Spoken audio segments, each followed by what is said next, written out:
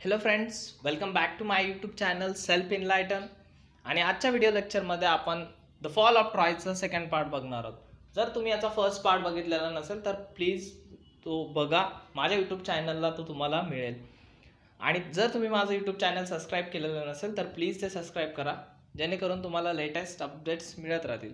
So आजच्या video लेक्चरमध्ये आपण द फॉल ऑफ ट्रॉयचा पार्ट सेकंड बघणार आहोत. आणि फर्स्ट पार्ट खूप छान पद्धतीने आपण शिकलोय, जो तुम्ही एन्जॉय पण केला असेल. सो आजच्या पार्टमध्ये काय झालं असेल, पुढे नेमकं युद्ध कोण जिंकलं असेल आणि कशा पद्धतीने जिंकलं असेल, हे आपल्याला जाणून घेण्याची उत्सुकता नक्कीच असेल. आणि या पार्टमध्ये आपल्याला ते समजेल की नेमकं 10 वर्ष झालं युद्ध चालू आहे, तर ते युद्ध नेमकं कोण जिंकलेलं आहे.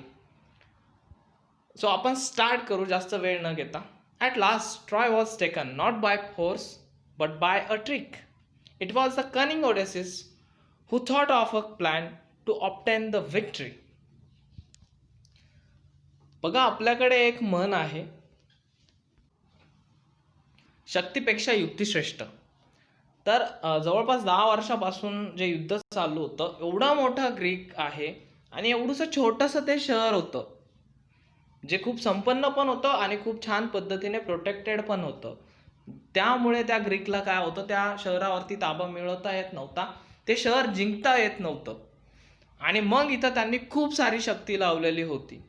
जवळपास 10 वर्षापासून ते युद्ध करत होते, पण तरी पण त्यांना यश मिळत नव्हतं.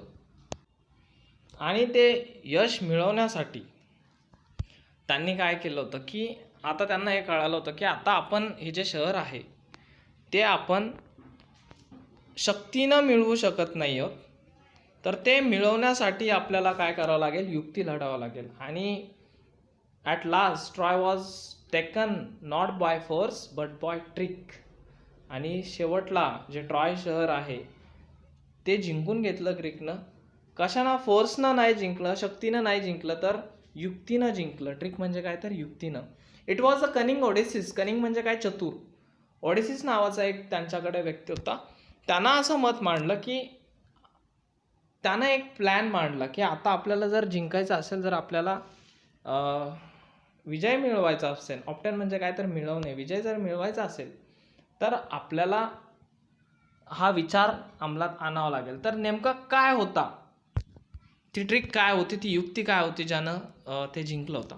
Late us build a great wooden horse, he said, big enough to hold man inside it, and let some of our best fighter hide in the horse. Then let us burn our tents and pretend to sail away in our ships. But instead of sailing away, we will return in the night when the Trojans are asleep. We will attack the city and burn and kill.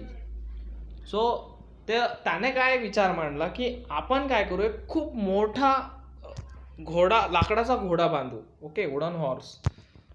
आणि एवढा मोठा बांधू की त्याच्या आतमध्ये आपले काही खूप बेस्ट फायटर्स आहेत ते त्याच्यामध्ये लपवता येतील. आणि त्यानंतर आपण काय करू, आपले जे काही टेंट्स आहेत ते जाळून टाकू आणि इथून निघून गेल्यासारखं करू. प्रिटेंड म्हणजे काय, तर दाखवणे, ढोंग करणे. तर आपण इथून निघून गेल्यासारखं करू. पण but instead of selling away, आपण दूर जाण्यापेक्षा काय करू, आपण रात्रीला परत येऊ, ज्यावेळेस जे ट्रोजन्स आहेत ते झोपलेले असतील, आणि नंतर आपण त्यांच्या शहरावरती अटॅक करू, ते शहर जाळून टाकू आणि तिथले लोक काय करू, सगळ्याचे सगळे मारून टाकू. The Greek leaders decided to follow the advice of the wise Odysseus. So a great horse of wood was made by a skillful engineer, and the greatest heroes, Menelaus, Odysseus himself, and others entered it. The last man to go in being the architect himself, who knew the secret of opening and shutting the entrance. That evening the Greeks burned their tents and sailed away in their ships. But they did not go very far. Only one man was left behind to pursue the Trojans to drag the horse into their city.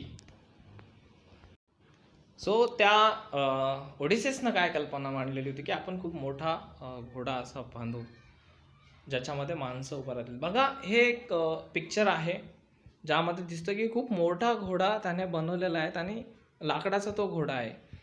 So ही त्याची tricks होती की हे जे trojans आहेत ते ह्या उंच मोठ्याशा घोड्याला आतमध्ये नेण्यासाठी त्यांना त्यांची भिंत तोडावं लागेल, एवढा मोठा त्याच्या मागचा विचार होता. सो काय झालं, ते जे ग्रीकचे लीडर होते त्यांनी निश्चय केला की हा जो ओडिसीस आहे त्याची आपण आज्ञा पाळू. आणि त्यांनी तो खूप मोठा असा घोडा बांधला. खूप स्किलफुल इंजिनियर्स होते आणि त्यातले काही जे शूरवीर असे योद्धे होते, मिनालस, त्यानंतर ओडिसीस पण त्या घोड्यामध्ये जाऊन बसला. आणि अजून एक व्यक्ती जो त्याचा आर्किटेक्ट होता, ज्याने तो घोडा बांधलेला होता, हे सगळेचे सगळे काय झाले होते, त्या घोड्यामध्ये बसले होते. आणि त्यानंतर जे ग्रीक्स आहेत त्यांनी काय केले, त्यांचे जे काही टेंट्स आहेत ते जाळून टाकले आणि तिथून ते निघून गेले. पण ते खूप दूर गेले नाही, ते फक्त म्हणजे जवळच गेले आणि जिथून त्यांना रिटर्न यायचं होतं त्या जागेपर्यंत ते तिथून निघून गेले. आणि त्यांनी परस्यूट म्हणजे काय असं दाखवणे, परस्यूट म्हणजे काय, एखाद्याचं मन वळवण्यासाठी त्यांनी तो जो घोडा आहे तो घोडा आतमध्ये घेऊन जाण्यासाठी एक माणूस त्यांनी ठेवला. Only one man was left behind to pursuit the Trojans to drag the horse in to their city. म्हणजेच काय तर त्यांनी एक व्यक्ती मागे ठेवला होता की जो त्या ट्रोजन्सचं मन वळवेल आणि तो जो मोठा घोडा आहे तो त्याच्या आतमध्ये घेऊन जाईल. Next day the Trojan woke up expecting to go out and fight as they had done for the past 10 years. What delight and surprise they felt at the sight they saw on the seashore outside the walls. It seems that the long siege was over at last. The tents had been burnt, the shore was deserted, the Greek ships had all gone. So दुसऱ्या दिवशी काय झालं होतं की नेहमीच्या सारखं जे trojans होते ते झोपेतून उठले होते आणि त्यांना असं वाटलं होतं की आता आपल्याला बाहेर जायचं आणि काय करायचं, युद्ध करायचं, जसं आपण मागच्या 10 वर्षापासून करत आलेलो आहे. पण त्यांना खूप सुखद, आनंददायक, आश्चर्यदायक धक्का त्यांना बसला. ज्यावेळेस त्यांनी बाहेर जाऊन बघितलं तर त्यांचा जो सीशोर आहे, त्यांचा जो समुद्र किनारा आहे तो पूर्णच्या पूर्ण काय झालेला होता, खाली झालेला होता. डिझर्टेड म्हणजे काय, निर्मनुष्य झालेला होता. आणि आता त्यांना वाटलं की ते जे काही ग्रीक लोक आहेत त्यांच्या सगळ्या शिप्स निघून गेलेल्या होत्या, त्यांचे जे काही टेंट्स होते ते सगळे जाळलेले होते. आणि याचा अर्थ काय झालेला होता की ते जे काही ग्रीकचे लोक आहेत ते वापस गेलेले आहेत. सो हा त्यांच्यासाठी खूप आनंददायक क्षण होता आणि आश्चर्यकारक पण होता, कारण की गेले 10 वर्षापासून युद्ध चालू होतं. It's peace at last, they cried, and opened wide their gates and come out in large numbers on the plain, glad to be free again to go where they pleased. Then they saw on the sand the huge wooden horse. They gathered around it in astonishment, for it was indeed a wonderful piece of work. So काय झालं की आता त्यांना वाटलं की आता शेवटला शांतता पसरली, हे शेवटला शांत झालं. It's a peace at last, शेवट चांगला झाला, आता शांतता पसरेल.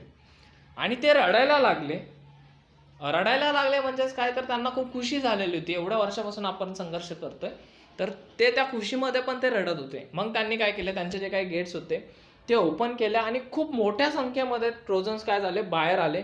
खूप आनंदी होते. त्यांना आता पुन्हा वाटत होतं की ते काय झाले, फ्री झालेले आहे, स्वतंत्र झालेले आहेत. आणि आता त्यांना ज्या ठिकाणी जायला आनंद होतोय, प्लीज म्हणजे काय आनंद होणे, तिथं ते जाऊ शकतील. आणि बाहेर आल्यानंतर त्यांना काय दिसलं की खूप मोठा, ह्यूज म्हणजे काय, खूप मोठा लाकडी घोडा तिथं आहे. आणि मग ते सगळ्याचे सगळे त्या घोड्याच्या आजूबाजूला ते लोक जमले, जसं की त्या पिक्चरमध्ये आपल्याला दिसत होतं बघा.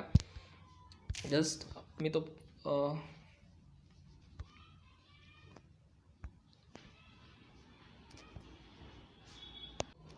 जसं या पिक्चरमध्ये दिसतं की आजूबाजूला सगळेचे सगळे लोक तिथं जमलेले आहे. सो हे आतमधलं आहे, पण सेम ह्याच पद्धतीने ते बाहेर पण तिथं थांबलेले होते. तर ते लोक तिथं गोळा झालेले होते आणि ते सगळ्याचे सगळे आश्चर्यचकित झालेले होते की एवढा मोठा घोडा आणि एवढ्या छान पद्धतीने, एवढ्या स्किलफुल वेने कशा काय बांधू शकलेला आहे. आणि हे खूप छान वर्क आहे ग्रीक लोकांचं, हे खूप छान आर्ट आहे ग्रीक लोकांचं. As they were wondering how the horse had been built and why it had been left behind, they found a Greek with his hands tied together, lying under it. When the Trojans dragged him out, the man pretended to be very frightened of them. When he was commanded to tell them why the Greeks had gone and why they had left this horse behind, he pretended to tremble very much and refused to speak. When at last they threatened to kill him, he spoke and told them this false tale. So आता बघा सगळ्याचे सगळे आश्चर्यचकित झालेले होतं trojans. तर ते त्यांना आता हे वाटत होतं की नेमका एवढा छान पद्धतीने बांधलेला एवढा मोठा घोडा खूप वंडरफुल असं पीस आहे त्यांच्या कामाचं, तर ते इथे का सोडून गेले. आणि ते शोधणं आणि ते बघता बघता त्यांना काय झालं की एक ग्रीक माणूस त्या तिथे सापडला, ज्याचे हातपाय काय झालेले होते, बांधून टाकलेले होते आणि तो त्या घोड्याच्या खाली होता. सो त्या लोकांनी काय केलं, ट्रोजन्सनं काय केलं, त्याला ओढलं. ड्रॅग म्हणजे काय, ओढणे. सो त्याला बाहेर ओढलं आणि तो जो माणूस होता, प्रिटेंडेड म्हणजे दाखवणे, त्याने असं दाखवलं की तो खूप घाबरलेला आहे. फ्रायटेंड म्हणजे काय, घाबरलेला आहे. त्याने असं दाखवलं की तो खूप घाबरलेला आहे. When he was commanded to tell, आणि ज्यावेळेस त्याला असं सांगितलं की तू आता याच्या मागचं सत्य सांग, का ते लोक हा घोडा इथं ठेवून गेला, तर तो असं दाखवायला लागला की तो खूप घाबरलेला आहे. ट्रिम्बल म्हणजे काय, भीतीने थरथरणे. आणि तो काही पण म्हणजे त्याच्या मागचं सत्य सांगण्यास त्याने नकार दिला. पण ज्यावेळेस शेवटला त्याला धमकी दिल्या गेली की तुला मारून टाकलं जाईल, की त्याला मारून टाकलं जाईल, त्यावेळेस तो सांगायला लागला. आणि त्याने एक खोटी टेल म्हणजे इथं स्टोरी आहे, ती स्टोरी त्याने सांगितली. The Greeks are tired of a long war and have sailed away in their ships, he said, but they are afraid of long voyage home too, and so they have made this horse and left it as an offering to the god of the sea. They wanted also to kill me and offer me as a sacrifice to the sea god, but I escaped and hid from them. So त्याने काय story सांगितली की जे काही Greeks आहेत त्यांनी 10 वर्षाचं जे युद्ध केलं त्याच्यामुळे ते आता खूप कंटाळलेले होते, थकलेले होते. आपण त्यांना ज्यावेळेस त्यांच्या घरी जायचं होतं तर तो प्रवास खूप लांबचा होता आणि त्यांना भीती वाटत होती. आणि म्हणून त्यांनी काय केला, जो समुद्र देवता होता, गॉड ऑफ सी, त्याला ऑफरिंग म्हणून, जसं की आपल्याकडे वेगवेगळ्या काही प्रथा असतात ज्याच्यामध्ये आपण देवाला काहीतरी देण्याचा प्रयत्न करतो. मग प्रसाद असेल, असं काही गोष्टी आपण देतो की जेणेकरून आपल्यावरचे संकट टळतील. तर सेम त्याच पद्धतीने देवाला एक ऑफरिंग म्हणून काय केलं होतं की हा एवढा मोठा घोडा त्यांनी बांधलेला होता आणि ते मला पण मारून टाकणार होता, माझा पण बळी दिला गेला होता त्या समुद्र देवतेला. पण काय झालं, मी तिथून निसटलो आणि ह्या घोड्याच्या खाली येऊन इथं लपलेलो होतो. But why did the Greeks make such a huge horse? Some of the Trojans asked. And the cunning Greek made this reply, if they had made a smaller offering, you might have taken it into your city. Then the luck would have gone to the Trojans and not to the Greeks. That is why they made it too big to go inside your gates. So, त्यानंतर जे trojans होते त्यांनी एक प्रश्न विचारला, ह्या ग्रीक्सनं हा एवढा मोठा घोडा इथे का सोडून गेलेला, एवढा मोठा घोडा त्यांनी का बनवलेला आहे. त्यावरती तो जो चतुर माणूस होता त्याने काय सांगितलं, जर ते ग्रीक छोटा घोडा त्यांनी जर बनवला असता तर काय झालं असतं, तुम्ही लोकांनी तो घोडा तुमच्या नगरामध्ये नेला असता, तुमच्या सिटीमध्ये नेला असता, आणि त्यामुळे काय झालं असतं, जो समुद्र देवता आहे तर तो तुमच्याकडनं झाला असता आणि ट्रोजन्सला त्याचं फळ मिळालेलं नसतं. आणि म्हणून काय केलं, त्यांनी एवढा मोठा घोडा बनवला की तुम्ही त्याला आतमध्ये घेऊन जाऊ शकणार नाही. ह्या असा चतुर तो व्यक्ती होता, त्यानं हा रिप्लाय दिला. आता त्याचं काम काय होतं की ट्रोजन्सला हा घोडा आतमध्ये घेऊन जाण्यासाठी त्यांचं मन वळवणं. सो त्याने खूप छान पद्धतीने हे काम केलं. The Trojans were delighted to hear this. The Greeks have gone, they said, and the walls are no longer necessary. Let us make a hole in the wall and drag the horse in. So आता ट्रोजन्सला काय पाहिजे नव्हतं की ते ग्रीकचे लोक एकतर गेलेले आहेत, हा त्यांच्यासाठी खूप सुखद आनंददायक गोष्ट होती. हे ऐकून त्यांना खूप आनंद झाला आणि त्यांना असं वाटायला लागलं की आता आपल्याला जी भिंत आहे तिची आता काही गरज नाही, नेसेसरी म्हणजे त्याची जास्त गरज आपल्याला नाही आहे. सो आता आपण काय करू, ती भिंत तोडू आणि हा जो घोडा आहे तो आतमध्ये घेऊन जाऊ, जेणेकरून समुद्र देवता आपल्यासाठी प्रसन्न होईल आणि त्यांना त्याचा फायदा होणार नाही. So their wise priest warned them not to do so. It may be a trick that will ruin us, he said. You will bring disaster on the city if you break down the walls.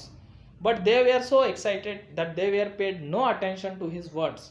They broke down part of their strong wall in order to drag the horse in. So हे सगळं ऐकल्यानंतर त्यांच्यामध्ये एक साधू होता. त्याने ही सांगितलं की तुम्ही हे करू नका, हा जो घोडा आहे आपली भिंत तोडून आतमध्ये घेऊन जाऊ नका. ही कदाचित ग्रीक लोकांची चाल असू शकते, त्यांची युक्ती असू शकते, जी आपल्याला संपवून टाकेल, आपला नाश करून टाकेल. आणि जर तुम्ही हे केलं तर आपल्या शहरावरती खूप मोठं संकट येईल. जर आपण आपल्या भिंती जर तोडल्या तर नक्कीच आपल्यावरती खूप मोठं संकट येईल. पण लोक एवढे एक्सायटेड झालेले होते तर त्यांनी या साधूचं काहीच ऐकलेलं नव्हतं नाही. आणि त्यांनी काय केलं, त्यांचा जो संरक्षण भिंत होती जी खूप मोठी होती तिचा एक खूप मोठा असा पार्ट त्यांनी तोडला आणि तो हॉर्स काय केला त्यातून आतमध्ये घेऊन गेला. All the day the Trojan feasted and drank and celebrated. After all their celebration, they went to sleep and slept soundly. But that day of rejoicing was soon followed by the night of terror and death.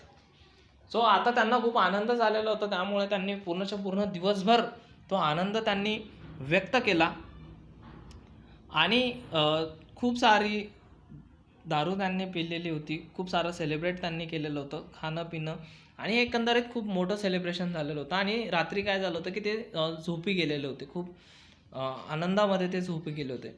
पण तो जो आनंद उत्सवाचा दिवस होता, रिजॉईसिंग म्हणजे काय तर आनंद उत्सव, तर तो जो आनंद उत्सवाचा दिवस होता त्याच्या मागून येणारी जी रात्र होती ती खूप दहशत पसरवणारी होती आणि तिने खूप जीव पण घेतले होते. सो नेमकं झालं काय होतं त्या रात्री. The Greek ships had not sailed far. As soon as they were hidden by an island, they had lowered their sails and dropped anchor and waited for the night. In the darkness, the fleet sailed back, and the leading ship, which was Agamemnon's, bore a red light high on its mast. The Greek, who was watching for the return of the fleet, crept to the wooden horse and gave the signal. The side of the horse opened, the Greeks climbed out and opened the gates. The whole Greek army entered the sleeping city. Immediately the Greeks set fire to houses and towers and places and began to burn and kill. So जशा पद्धतीने त्यांनी plan केलेला होता त्या पद्धतीने ते जे ग्रीक्सचे लोक होते ते खूप फार दूर गेलेले नव्हते. सो जशी ते थोडेसे एका आयलँडच्या बाजूला गेले होते, मागे गेले होते, तर ते तिथं थांबले आणि ते आता वेट करत होते, वाट बघत होते की रात्र केव्हा होती. आणि मग त्यांनी ज्यावेळेस रात्र झाली त्यावेळेस ते परत फिरले ट्रॉय या सिटीकडे आणि त्यांची जी शिप होती ॲगमॅनन्स, जी सगळ्या ज्या बाकीच्या शिप्स होत्या त्यांचं नेतृत्व करत होती, त्यांना रस्ता दाखवत होती, तर ती शिप पण परत फिरली आणि तिच्यावरती एक रेड लाईट होता जे सिग्नल होतं ह्या लोकांसाठी पण की आम्ही रिटर्न आलेलो आहे. आणि ते जे त्या घोड्यामध्ये लपलेले त्यांचे काही हिरोज होते, त्यामध्ये ओडेसिस पण होता, मिनालस पण होता. आणि मग त्या काय झालं, त्यांनी तो सिग्नल बघितला की हे लोक काय झालेलं आहे की रिटर्न येत आहेत. आणि ज्यावेळेस त्यांनी तो बघितला तर त्या जो घोडा होता त्यातले जे लोक होते ते बाहेर आले आणि त्यांनी जे काही गेट्स होते ट्रॉय या सिटीचे ते ओपन केले. आणि त्यानंतर जी पूर्णच्या पूर्ण ग्रीक आर्मी होती ती आतमध्ये आली. आणि जसं ते आतमध्ये आले त्यांनी काय केलं वेगवेगळ्या ठिकाणी वेगवेगळ्या घरांना, टॉवर्सना आणि जाग्यांना त्यांनी आग लावायला सुरुवात केली आणि लोकांना मारायला पण सुरुवात केली. Troy was filled with the sight of leaping flames and the sound of the shouting and noise of weapons and the cries of weeping women. The sleeping Trojans sprang out of their beds, but they were taken by surprise. Their enemies were right inside their walls, and many of the Trojans were killed before they could put on their armor and seize their weapons. So आता जे का पूर्णच्या पूर्ण Troy जी city होती तिनं पूर्णच्या पूर्ण आग लागलेली होती आणि त्याच्या ज्या काही फ्लेम्स होता त्यानं ती वेढलेली होती. त्याच्या आतमध्ये लोकांचा ओरडण्याचा आवाज येत होता आणि जे काही वेपन्स होते ते मारण्याचा आवाज येत होता आणि ज्या काही महिला होत्या त्यांचा रडण्याचा आवाज येत होता. आणि जे ट्रोजन्स झोपलेले होते तर आता ते खूप आश्चर्यचकित झालेले होते की नेमकं काय घडतंय. त्यांचे जे काही शत्रू होते ते डायरेक्ट त्यांच्या भिंतीच्या आतमध्ये आलेले होते आणि आता ट्रोजन्सनं त्यांचा आर्मर म्हणजे जे काही संरक्षण असतं त्यांना प्रत्येक शिपायाला तर ते आर्मर घालायच्या अगोदर आणि त्यांचे ज्या काही शस्त्र आहे ते उचलण्याच्या अगोदरच ते मारल्या जायला लागले होते. कारण की ग्रीकचे लोक तिथं आलेले होते आणि त्यांनी अशा पद्धतीने त्यांच्यावरती वार केलेला होता. A bright light lit up the night sky as places and houses, temples and towers went up in flames. The Trojans fought as well as they could, but it was all in vain. Old King Priam was killed with all his brave sons. Hector's wife and his old mother and sister were carried off as slaves by the conquerors. Their fate was in contrast to Helen's when King Menelaus rushed to the city looking for her and found her in her palace. She hung her head in shame and sorrow as she faced her former husband. Her voice was choked with emotion and she could not speak, but Menelaus forgave her and she went back with him, for it was only Aphrodite who had turned her heart away from her home and her husband and her child. When morning came, nothing was left of the proud, rich city and had restricted attack for 10 years. So बघा की रात्रीला पूर्णच्या पूर्ण ती city काय केली होती की जाळल्या गेलेली होती. जिकडून नाही तिकडून फक्त जाळ निघत आहे, त्याच्या फ्लेम्स निघत आहे, त्याचा लाईट निघत आहे आणि पूर्ण आकाशामधून तो वेगवेगळ्या पद्धतीने दिसतोय. जे काही टेम्पल्स होते, मंदिर होते, टॉवर्स होते, त्यामधनं काय होत आहे की वरती फ्लेम्स निघत आहेत आणि जे ट्रोजन्स होते त्यांनी खूप दिवसापासून लढा दिला होता आणि अशा सिच्युएशनमध्ये पण ते लढले, पण सगळ्याच्या सगळं काही कामाचं नाही आलं. व्यर्थ गेला त्यांचा जो लढा आहे. व्हेन म्हणजे काय तर व्यर्थ जाणे, त्यांचा सगळ्याचा सगळा लढा व्यर्थ गेला आणि जो त्यांचा एक राजा होता प्रियाम तो मारला गेला. त्याचे काही त्याचे मुलं होते ते पण मारले गेला आणि हेक्टरची जी बायको होती आणि त्याची आई आणि बहीण यांना त्या लोकांनी गुलाम म्हणून ते घेऊन गेले जिंकणाऱ्या लोकांनी.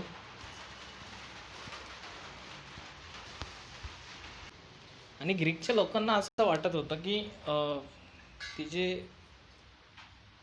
राणी पळवून आणलेली होती त्याच्या कॉन्ट्रास्टमधून त्याला उत्तर म्हणून त्यांनी हे जो हेक्टर होता त्याच्या आईला, बायकोला आणि तिच्या बहिणीला त्यांनी गुलाम म्हणून ते घेऊन गेलेलं होतं. आणि हा जो किंग होता मेनालस तो त्या सिटीमध्ये हेलेनला शोधत होता, नेमकं ती कुठे आहे. आणि त्याला ती मिळाली तर ती होती त्या राजवाड्यामध्ये. आणि ज्या वेळेस हा जो राजा होता मेनालस तो तिच्या समोर गेला त्यावेळेस तिनं तिचं जो मान आहे ती शर्मेनं खाली घातली. तिला खूप दुःख झालेलं होतं. तिचा जो काही वर्षापूर्वीचा नवरा होता त्याच्यासमोर तिला लाज वाटायला लागली होती. फॉर्मर हा वर्ड यूज केलेला आहे म्हणजे काही काळापूर्वीचा.